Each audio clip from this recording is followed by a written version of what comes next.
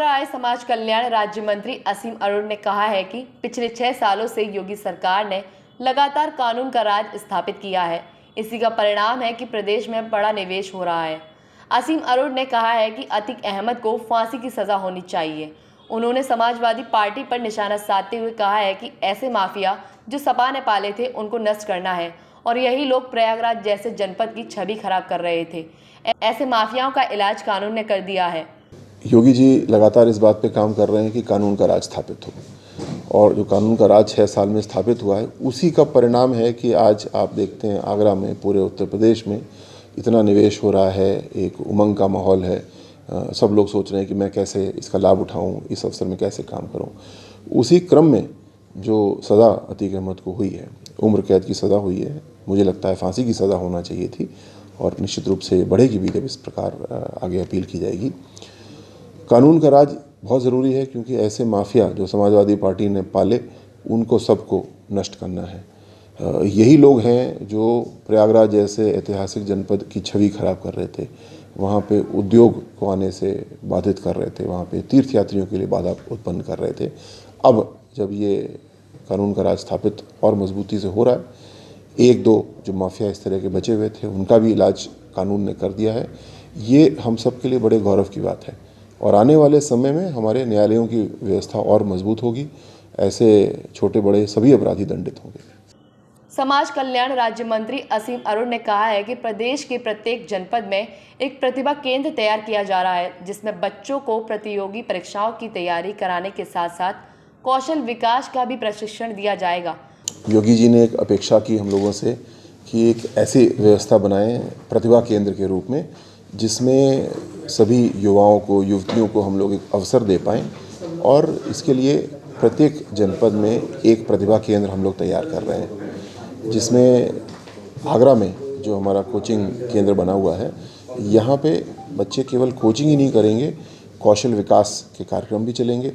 उद्यमिता यानी पीएम अजय, प्रधानमंत्री अनुसूचित जाति अभ्युदय योजना के कार्यक्रम भी चलेंगे, ताकि हमारे युवा और जो युवा नहीं हैं उनके लिए भी, वो नौकरी करना चाहते हैं, बिजनेस करना चाहते हैं, एक कौशल विकसित करना चाहते हैं, हर चीज़ का विकल्प वहाँ पे होना चाहिए।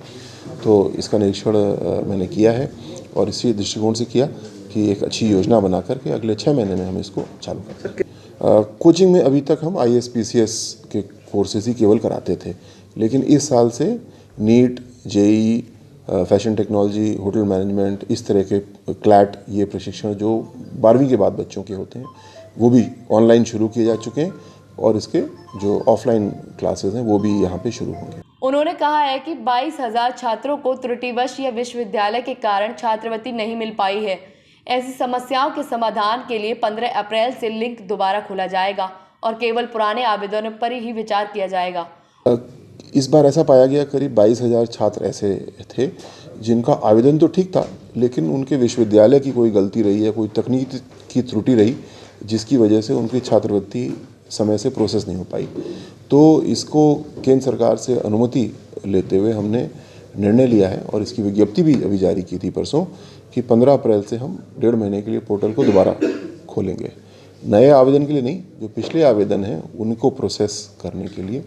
और इस प्रकार कोई भी अनुसूचित जाति जनजाति का छात्र जिसकी अटेंडेंस पूरी है, जिसने पढ़ाई अच्छे से की है, छात्रवृत्ति से छूटेगा नहीं, हम उसको पूरी छात्रवृत्ति देंगे। उन्होंने नगर निगम और 2024 में होने वाले लोकसभा चुनाव में भाजपा को बड़ी जीत मिलने की भी बात कही है।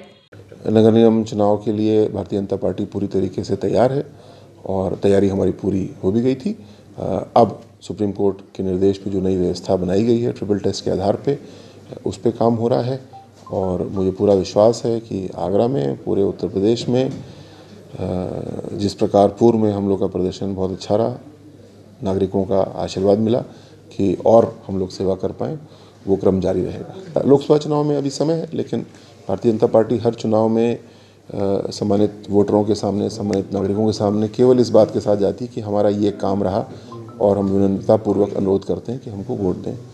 पिछले 4 चुनाव उत्तर प्रदेश के, 2 लोकसभा, 2 विधानसभा, उत्तर प्रदेश की जनता का भरपूर आशीर्वाद मिला।